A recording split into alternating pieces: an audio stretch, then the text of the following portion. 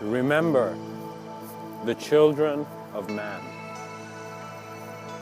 Hello everyone. Today's talk is about how we are thrown into many realities during a lifetime. And in those realities, we sometimes forget some significant values that are, in a sense, observances of what we are.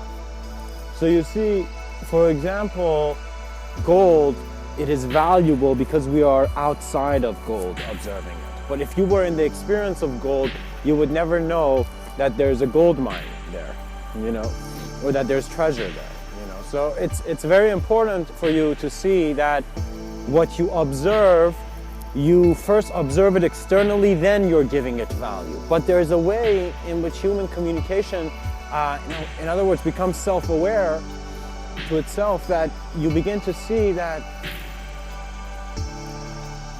your thoughts are like streams which are not out of your control, but are just flowing. They are just like nature, as if you walk in the park and you simply see that some things are simply kept there and you're just considering it as a new observance. So it's as if like an aspect of reality is still while an aspect of it is moving through it. So similarly, in your mind, you realize that there's a part of you that is still enough to be formed, but there's a part of you that is so fluid that it becomes the greatest observance of form. And it's very important because the children of man are forgetting humanity a little bit. And that, not that they're forgetting, but that in this part of the ride, the roller coaster is going a bit down. So they need to quickly recognize that the value of humanity comes from observing the type of human being you are without a certain category. In other words, do not categorize yourself as some type of person, because then you'll be treating yourself as if you're a file that needs to be filed in a certain way. We don't want our names to become simple, meaningless words. The meaning of your name is put by your activity as a being in form.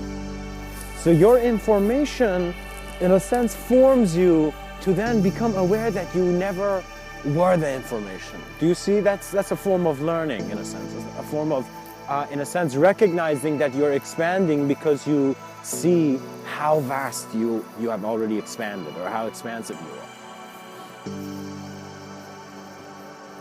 It is very important to recognize that you are just a human being, physically. In other words, when you acknowledge yourself physically, you're just one guy.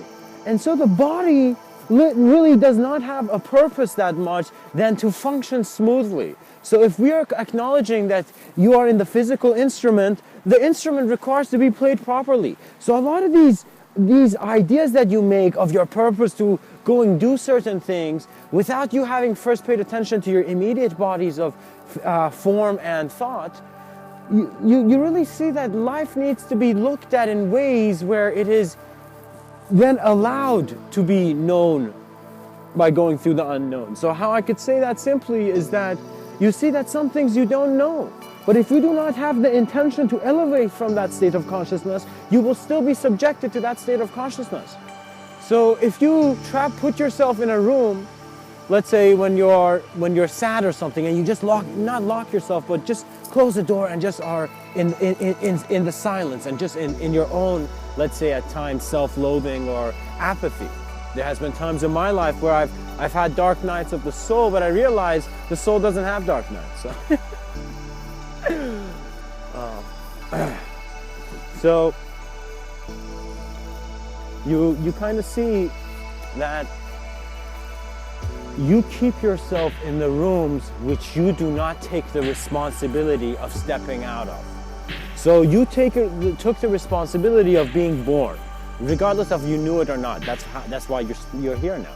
So now that you're here, and awareness is keeping you here, you need to be aware how you're being kept in your reality.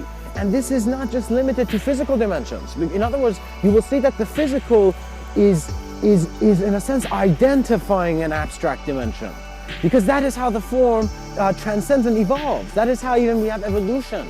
Because nature's touch is one of greater inspiration. We're constantly moving to greater ways of becoming aware of expression, at least in this blueprint of reality, at least in this design. But you really see that once you become open to your internal dimensions, you were never just in one solidified range of hierarchy. So what that means is that if you're in one reality, you have one sense of hierarchy. But suddenly if you get a multidimensional experience where you have simultaneous knowing and clarity in regards to functioning through more than just your physical presence, you will suddenly see that it's as if there are spectrums for each, but the reason you can maintain it is because you're acknowledging existence and the self of selves beyond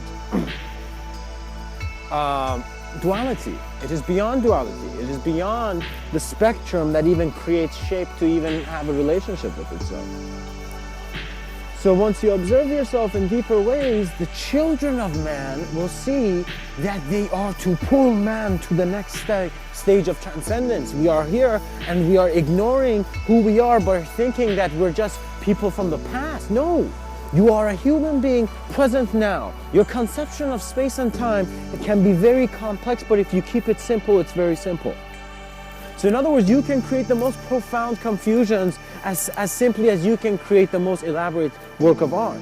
Man has a greater ability in creating more confusion for himself than in actually clearing it, and the reason is his confusion is part of existential expansion. So you will see that a confused person is active. In other words, if you don't know what's happening, you'll try to figure it out.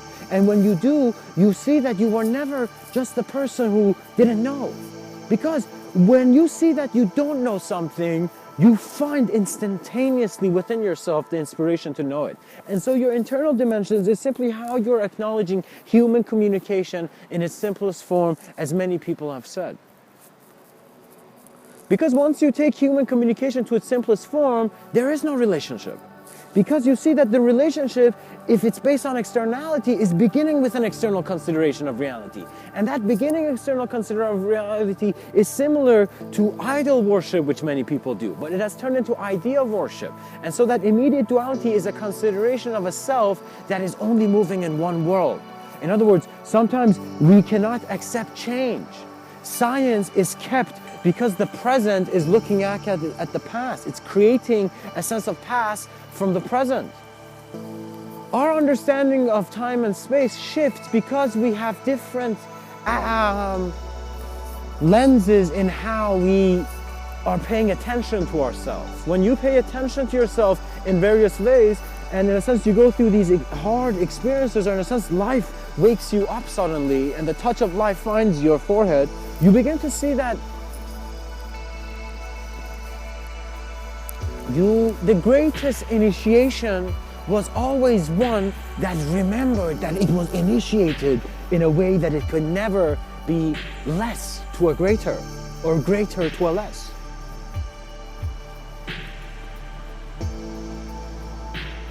For the greatest gift a being can give to themselves is that of observance and allowance.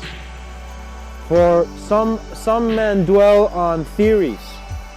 Other men dwell on theories of life.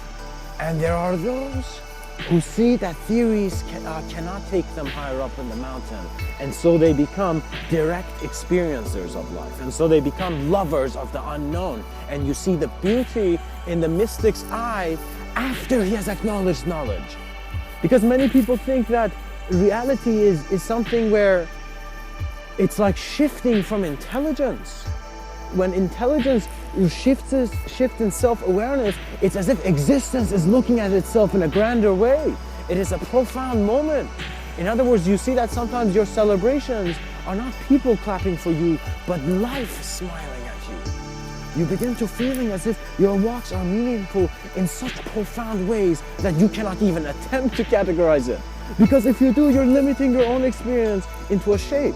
And what that means is that if, for example, I wrote a diary every day, I would see that a bunch of hours of the day are going for me into recording what happened. But I'm a temporal being, so what that means is that if I have a significance on my past, There is no reason for it, because I am functioning in the present to then observe a sense of future if I choose to consider a segmented reality of space and time. So the continuum of space and time, it is kept there because you are continuing in that way. And once you continue your gaze by saying that your gaze will dissolve from a self or many selves into actually one moment of intelligence, collective consciousness that is, in a sense, being all that is, you will see that the navigation from emptiness is a much more clear route because you're not, in a sense, cluttered by your past sense of reality. So what that means is that when you acknowledge your subtler planes of let's say reality, or in a sense you go through a direct experience of an aspect of your memory. If you're not aware of the holistic view, if you're not aware that you are present outside of the labyrinth, you will be stuck in the first labyrinth that you see. So you see that man needs to go into training at first for his consciousness. In other words, the pilots of consciousness will see that actually life gives you the training. So if you resonate with the idea of a pilot of consciousness, you will see that the reason you do is because you know that life has preferred a significance in your moment, which will become the treasure you will reveal the minute you accept responsibility and engage. So one of the simplest ways of accepting responsibility is by seeing that what are you keeping in this life? Beyond your idea, beyond your body, what is keeping you and what is being kept, and is there even language that can touch it? Can language enter your hidden depths? Because language could not enter my hidden depths. Only my direct experience could, and had always been. In a sense, present inside and outside of the tunnels of man's mind.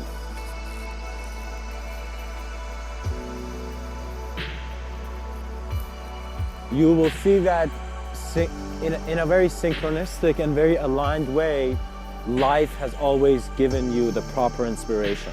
So you might, regardless of what state you are as a human being, you have an ability to become aware of how your memory is present in a way where your current values suddenly get significant. So what that means is it's similar to that moment where, let's say you feel that you should be somewhere else, but you're not. And suddenly you realize, no, I should go there. And suddenly you get out of, let's say, the party you're in, and you suddenly go to where you're required. And it's simply because a part of you knows that you are not convinced by definitions that are externally present when you see that there's this formless inner value, this formless inner quality that is simply the beauty of your livelihood that cannot be named. And when your name gets attacked, so in other words, in life, I went through a moment where every idea I had, in a sense, suddenly turned around on me. So every good idea that I thought, every value that I thought at some point in my life, which was a good value of mine, suddenly became hollow. Because I saw that when life hammers you with experience, it in a sense is breaking your ideology, to then recognize that your consciousness must not keep ideology. So those people who still think of themselves as a certain idea, as a certain shape, as a certain unique thing, that is fine, but your existential acknowledgement must not limit you into thinking that you're only that. So it would be as if, like, we respect physical reality, so we are not trying to change it, but we see that because we also respect the greater collectivity or the collective consciousness or the inspiration that is sparking physical reality, we then allow ourselves to be tuned to that. So what that means is that I don't suddenly feel like I want to change the world and run outside and go change it. I recognize that if I want to change the world, I have to really study humanity. I got to really study how I'm relevant to others. I got to really study if my experience of what I'm seeing is close to the experience of others are seeing, or is it limited by the experience of what others are saying. So what that means is there are times where you have to handle confusion in your own solitude. And you must confront this, because the minute you do, you gain the ability to stand in silence and no noise can touch you. You will see that you have stepped properly from the beginning of your birth. Because who you thought you were was just who you thought you were. And so mirrors are a blessing in a world where men cannot see themselves. And so the children of man must really remember themselves in a way where they allow themselves the greatest ability to be expressed. So before of thinking of bringing change, think of how able you are and see that if that ability is based on externality, you must also observe and cultivate an understanding of your ability from your internal dimensions. So from your hidden depths. So find Mr. Within. Find how you're relevant to not just your group, your nation, your family, your friends, but to all existence. And so do not be afraid of deep questions, because deep questions at first bring you such deep I don't knows that you cannot stay in your reality. And you will see that a profound speaker was never telling you the exact secrets of your dimension. Because if they did, you would see that you cannot absorb it. So you are caught when you're still caught in the web of your own interpretation, you cannot try to ask for a freedom that you are not allowing, because you will not allow it. So what that means is that the eyes from the sky, perhaps in their most gracious and collective view, outside of ideology that man finds threatening, saw that a species on this planet was stepping up. And so it was as if the spirit of reality was in a sense shaping greater aspects of itself for itself to observe. And you will see the inspiration in every human being's eye. You would see that sparkle that kept them there. And do you know what that sparkle was? To journey into the unknown in such a manner where infinity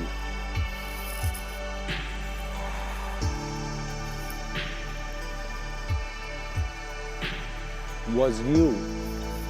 You became your most abstract idea in which your ordered shapes chaotically burst, and you will see that the worst wrath of the worst God you can imagine was the worst wrath that you could have done to yourself, because you are the conceiver of the values of humanity. And if you are not clear in conceiving the values of humanity, you would ignore the present. And when you ignore the present, you would be lost in the ideology of the past, which is a forest in invisible realms, which in a sense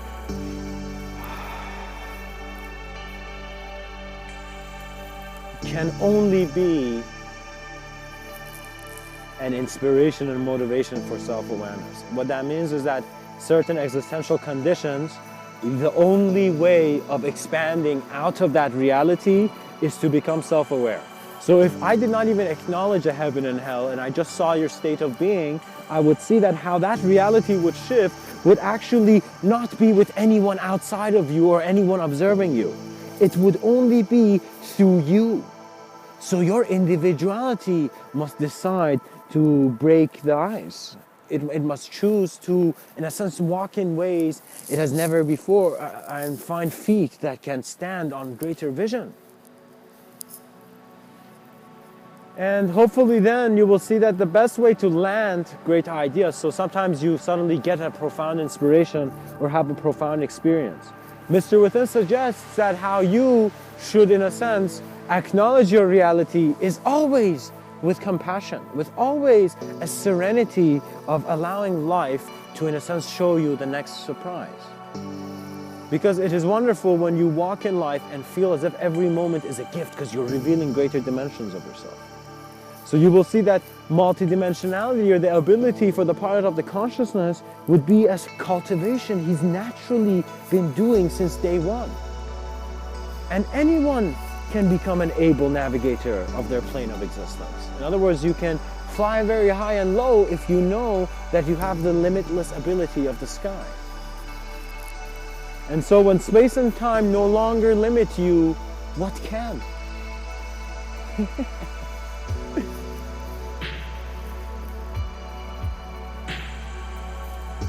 Remember the children of man. Because once you do, you will see that the children of man belonged to life.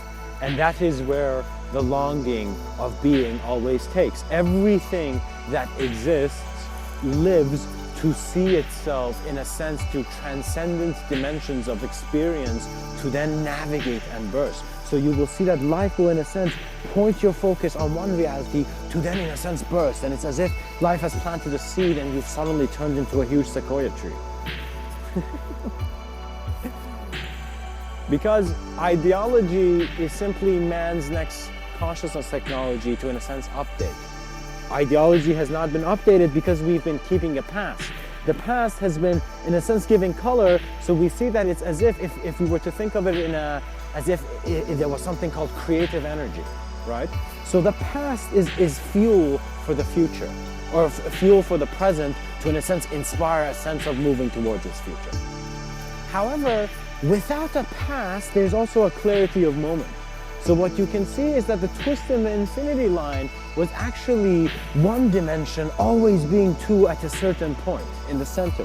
So you will see that the center of existence will always imply a sense of allowed multidimensional omnipresence, but and in other angles where you have chosen dynamic movements in different states of being, you will suddenly see that the torch in your hand and the beacon of consciousness that you are has been lit in a new room. And so it's as if like a silent candle turned off and then turned on the next day, you begin at the writer's table in which great words are, in a sense, being written into form.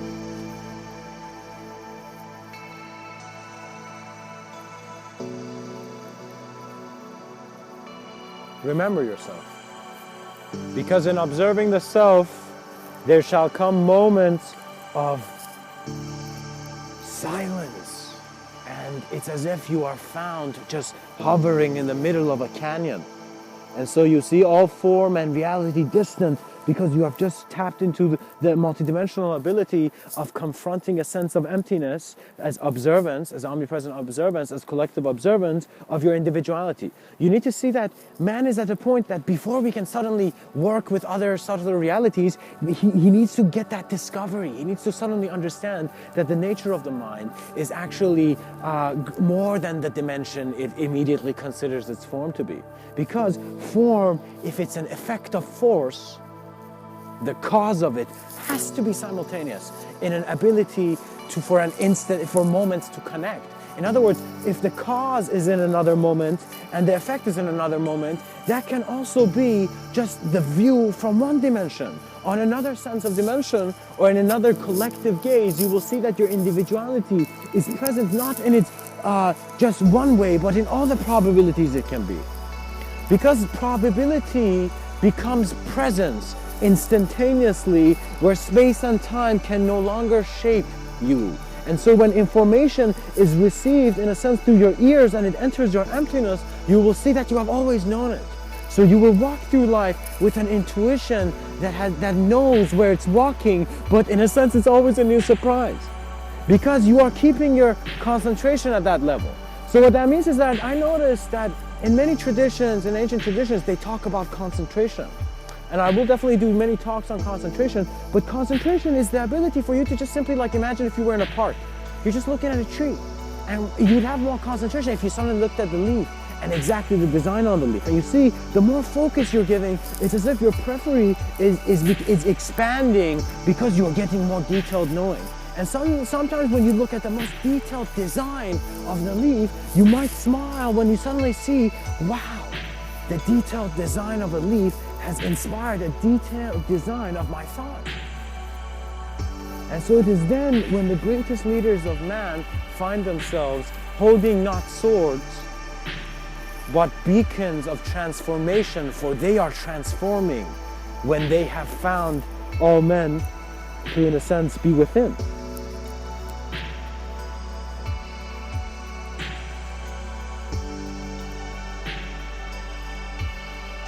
Multidimensionality is actually something which you really cannot talk about much. And the only reason I am is to create a sense of, not path, but a sense of just a huge burst, an explosion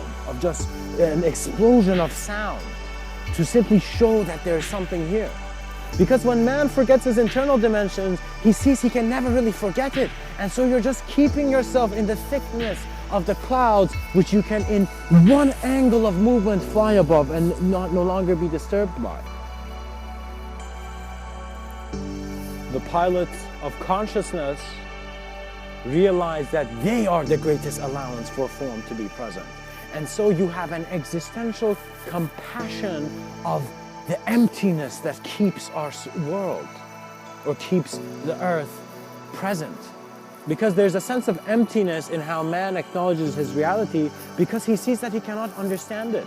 So he poetically calls it dark matter and sees that the darkest matter is the one where he is thinking of what matter is. Because the way you pay attention to reality, the way you tune in is very different, because the difference between your concentration in the reality of the leaf, or the reality of, let's say, the whole tree, or the reality of where you are, is very different.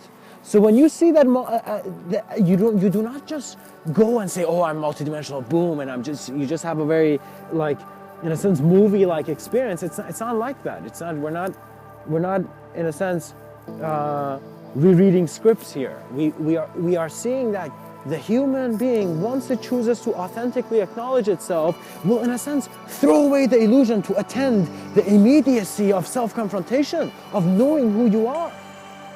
And so that moment happens, and it's very huge, because man recognizes that he's always planting seeds of greater, let's say, eternal quality. In other words, what that means is that you will see that the many lives which you have weaved into place has just been creating more of the infinite aspects of, in a sense, the cloth you're making. There is a greater design always found within the greater design, because the design which has considered itself is always within a greater consideration. So that is how omniscience is present when you see that you're in your home, and your home belongs to someone if you choose it to. So we all know, and many students know, that you have a choice to whether live under some condition, or let's say live, for example, with your parents, or go live alone and try to take that approach of a life, you know? And it's really how much you can step out of your comfort zone to see where the resources of your life are coming from. Because many people want to go and become very ambitious people and know that they have the ability to do so, and they really can, but they see that they are not confronting all aspects of reality. And so there's a dimension of seriousness missing, where people around them are saying, what happened to the thing you were saying to do? It's because sometimes talking about our ambitions is more real than actually doing them. And so you need to see that there must be a very gracious, general-like attitude which maintains your discipline. So you create the programs in which then you run in. So reality is made valuable by your view, by the depth of your gaze. And as man is introduced to more consciousness technologies, he will see what consciousness technologies are really, in essence, how much we can, in a sense, playfully observe the present moment to then bring forth greater communication.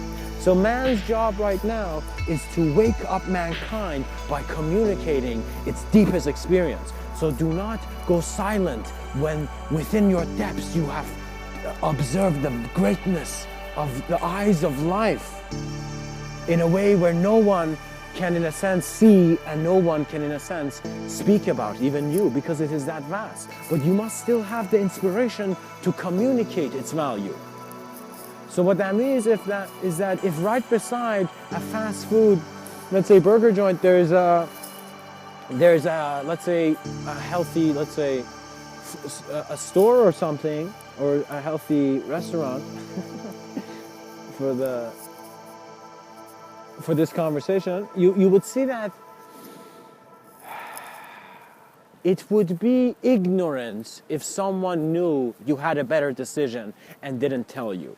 And this is simply how the master sees that its ascension is never in hierarchy, but in its ability to dissolve the hierarchy by being all that is. So that is how human humanity can acknowledge greater ideas. Because if you choose to carry your past, you will have to, in a sense, try to reconsider all the history of the past. And so if that becomes your inspiration, you will feel as if you're not carrying the torch of the past properly. But you're not supposed to carry the torch of the past when you're a new experience. You're just supposed to consider it as fuel for, in a sense, maintaining the idea of you. In other words, holding the projection together. Because we all know that when language dissolves and we get a newfound experience of language, in other words, we see more dimensions, and we suddenly see that our favorite building suddenly had an additional something that we didn't know about, and we suddenly get that joy. Similarly, you will find that about yourself. Allow yourself to see yourself beautifully. And this beauty does not have to be formed. It could be an existential love. There's many types of love. There's one, the fluffy love, where you see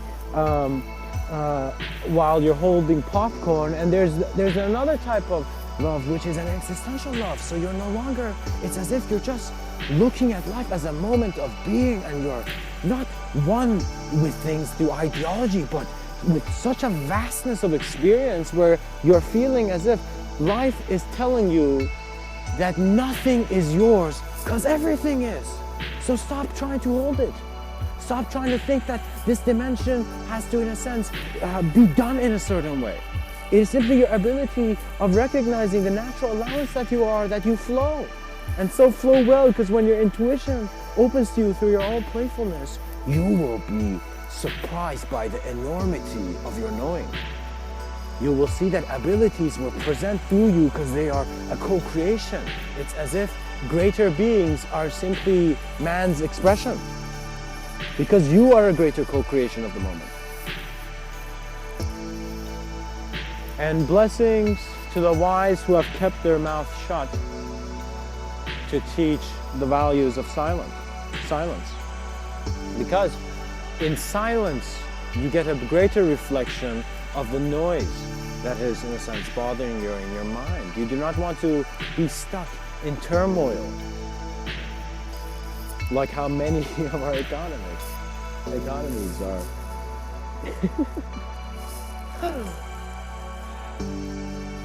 I hope this talk has served you. Realize that in any talk you hear, what is really valuable is what you hold significant in it. So the way you're interpreting me, if you just become aware of that, this talk has done wonders. Much blessings, and namaste.